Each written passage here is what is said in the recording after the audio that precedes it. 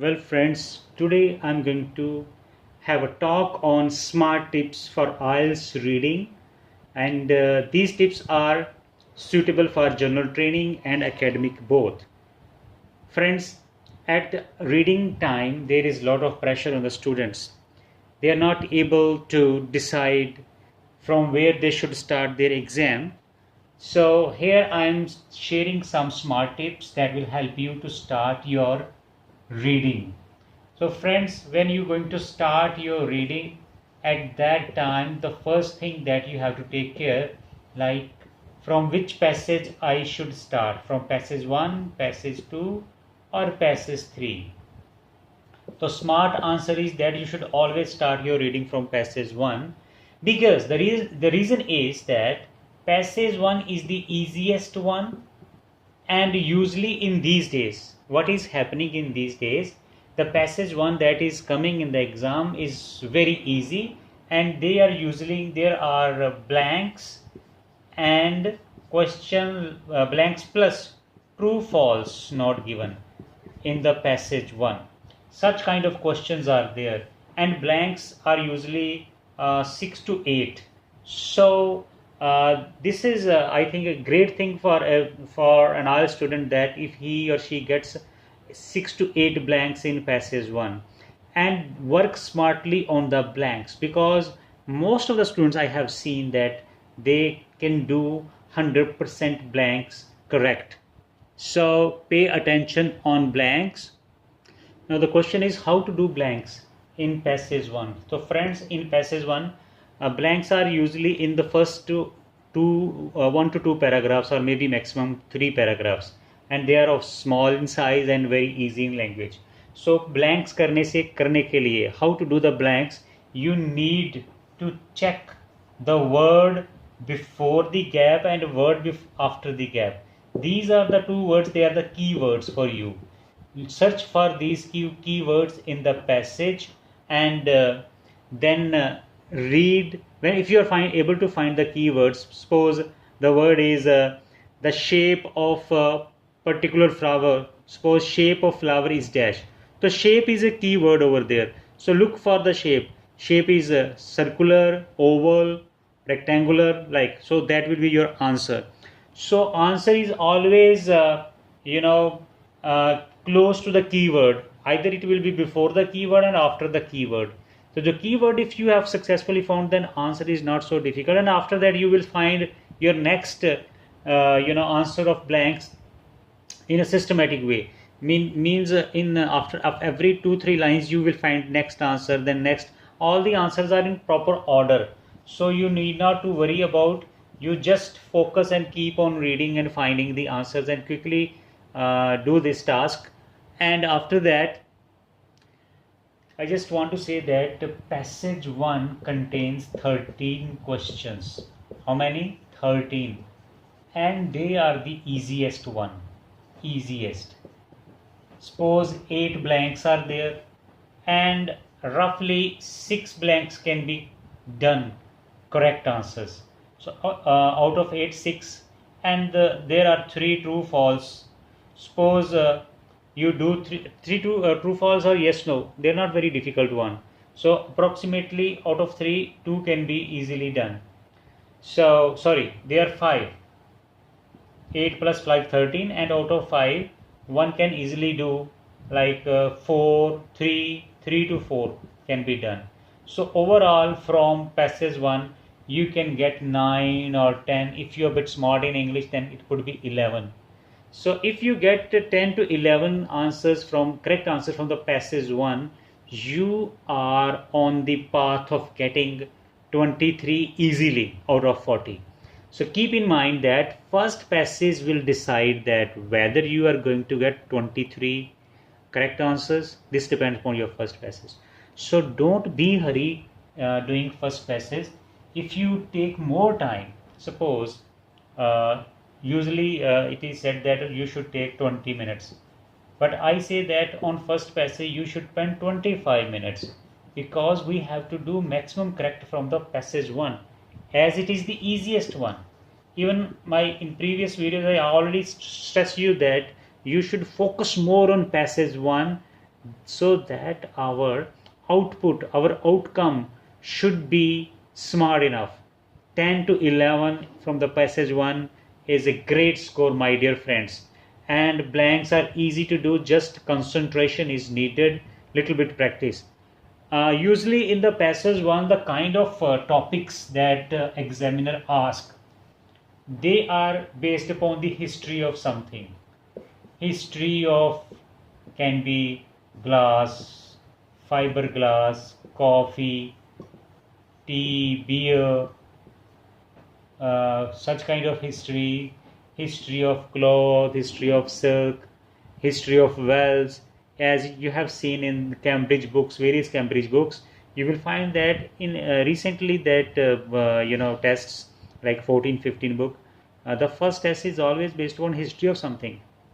I want to just recommend you that you should practice such kind of passages before the exam. At least 2-3 days before, you should practice on history type of topics, because history type of topics have the question structures almost same kind of questions are there usually. If you practice 2-3, you will easily do at the exam time if such kind of passage is there, which is I think 90% chances are there. First passage is dedicated to the history of something. Now suppose you have spent 25 minutes on passage 1. On passage 2, I suggest you that you should spend 20 minutes. Okay, so you have to plan first. What kind of questions I should do first? So usually in passage 2, mostly there are list of headings. List of headings, they are there. Along with the researchers information, like researchers findings, and you have to match them with scientists or researchers and their findings. Such kind of questions are there. Or there may be which paragraph contains which type of information. So they are almost same like list of headings. So I just suggest you that when you going to attempt list of headings, you should also read other questions as well. So when you will do list of headings, reading the paragraphs, you can also find the answers of other questions, and it is going to save your time. Your time will be saved because you are attempting different kind of questions altogether. This is called smart work. And in case of list of headings, I suggest you that you should read headings or statements first. When you read statement, think about it for a while. Spend some time and think logically. ये जो statement है कौन से पैरे को relate कर सकती है? You should ask this question to yourself. Is this statement is about any process or any reasons are being asked, or importance of something, or any comparisons are there, or history of something, or meaning or importance of something, nature of something. So such kind of analysis, if you do, you can easily find out the answers in the passage. You can match the paragraphs. For example, introductions are usually the first paragraph, and conclusions are last paragraphs. If there are comparisons in the statement is showing comparison, कुछ comparison के बारे में बात हो रही है, तो in the passage you will find words related to comparisons like more than, less than, on the other hand, in the contrast, such kind of words would be there. अगर passage में how है, how this thing is made, so it means that you have to find out the steps दिए होंगे passage में. Firstly you should do this, secondly, thirdly, finally. In this way you can find smartly the answers of list of headings. In list of headings, you need not to read all the passage, all the paragraphs. No, only 2-3 lines from the beginning and 2-3 from the end. That will provide you enough data to take the decision. And decisions should be very fast in IELTS reading. Those who take fast decision, they do smart work, and they will be able to attempt all the 40 questions. And most of the students, what they do, they go for cross checking and change their mind again and again and waste their valuable time. You are not supposed to spend more than 1 minute on questions in passage 2, because you have to attempt 13 questions in 15 minutes. So spend only 1 minute, decide and go ahead. There are chances of getting wrong because we are now working on speed. So But need not to worry about, my dear, because there are 40 questions. Out of 40 we need 23, 17 wrongs we can do.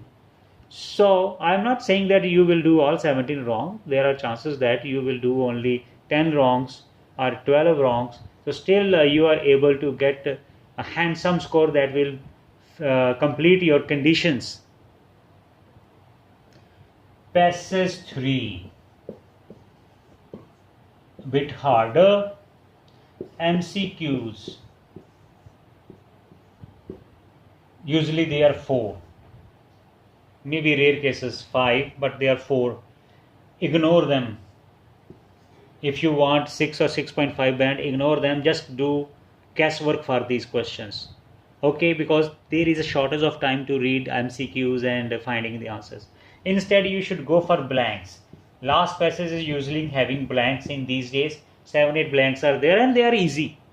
They are much easy to find out. Even if you have ordinary level of English, you can find. So focus on blanks rather than focus on MCQs. After doing blanks, you will get some idea of MCQs. So without reading, you can directly do your guesswork.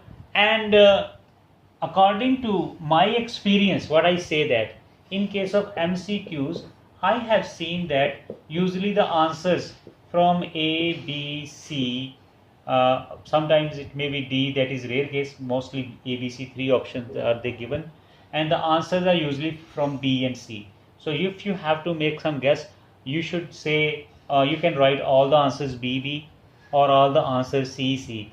4 MCQs put C, C, chances are that 1 to 2 may be correct.